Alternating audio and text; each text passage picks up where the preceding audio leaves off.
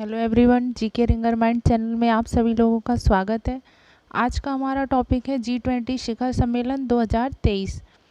आइए अब इसके बारे में थोड़ा जान लेते हैं। G20 शिखर सम्मेलन 2023 का आयोजन हमारे देश भारत में किया गया था और भारत ने पूरे वर्ल्ड के राष्ट्राध्यक्षों को भारत में इकट्ठा कर भारत को प्रगतिशील बनाने की ओर अग्रसर किया है। अगर आप लोग इस चैनल पर नए हैं तो कृपया करके चैनल को सब्सक्राइब कर लीजिए ताकि आगे की वीडियो का नोटिफिकेशन आप लोगों के पास सबसे पहले पहुंच सके। सबसे पहले बात करते हैं G20 शिखर सम्मेलन क्या है। तो G20 शिखर सम्मेलन 20 देशों के समूह को कहते हैं।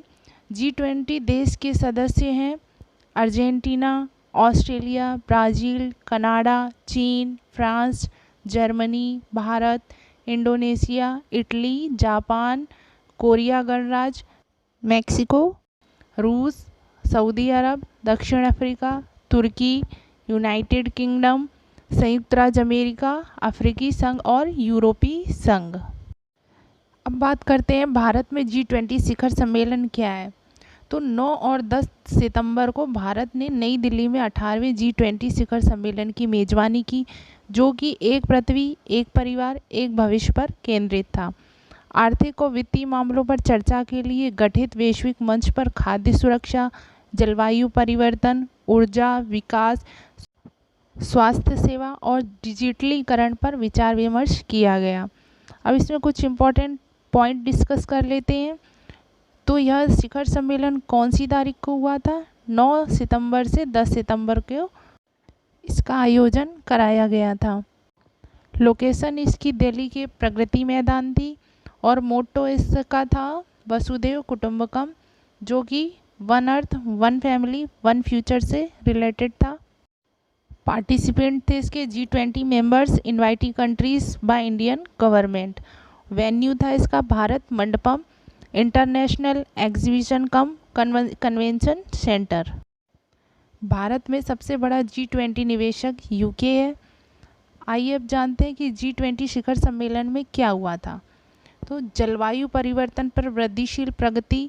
G20 नेताओं ने 2030 तक वैश्विक स्तर पर नवीनीकरण ऊर्जा क्षमता को 3 गुना करने पर सहमति व्यक्त की और बेरोकटोक कोयला बिजली को चरणबद्ध तरीके से कम करने की आवश्यकता को स्वीकार किया, लेकिन प्रमुख जलवायु लक्ष्य निर्धारित करने से चूक गए।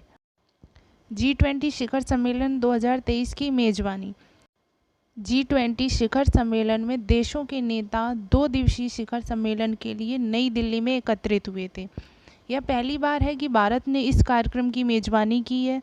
1999 में स्थापित G20 में 20 प्रमुख देश शामिल हैं, जिनका वैश्विक सकल घरेलू उत्पाद 80% और विश्वव्यापी व्यापार में 75% योगदान है।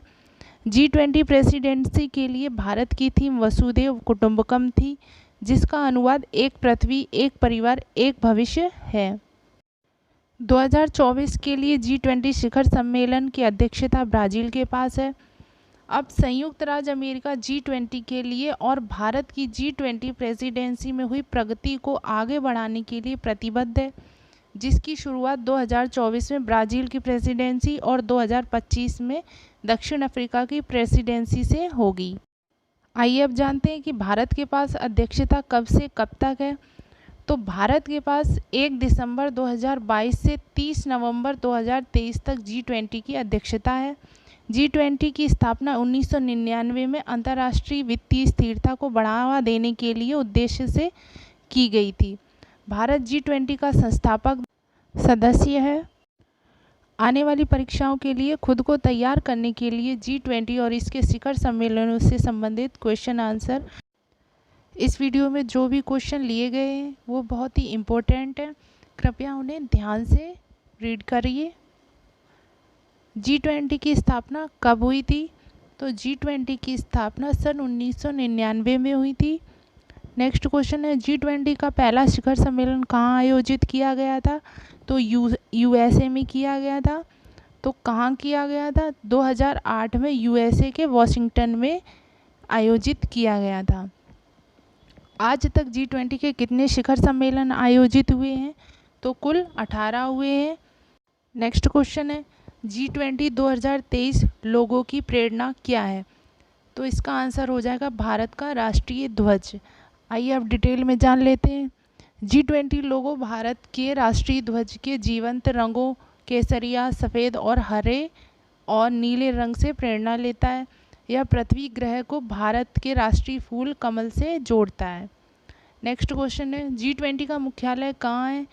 तो G20 का कोई स्थायी सचिवालय या मुख्यालय नहीं है, तो यह मेज़बानी देश के साथ बदलता है। तो इसका आंसर हो जाएगा ऑप्शन नंबर डी, कोई नहीं।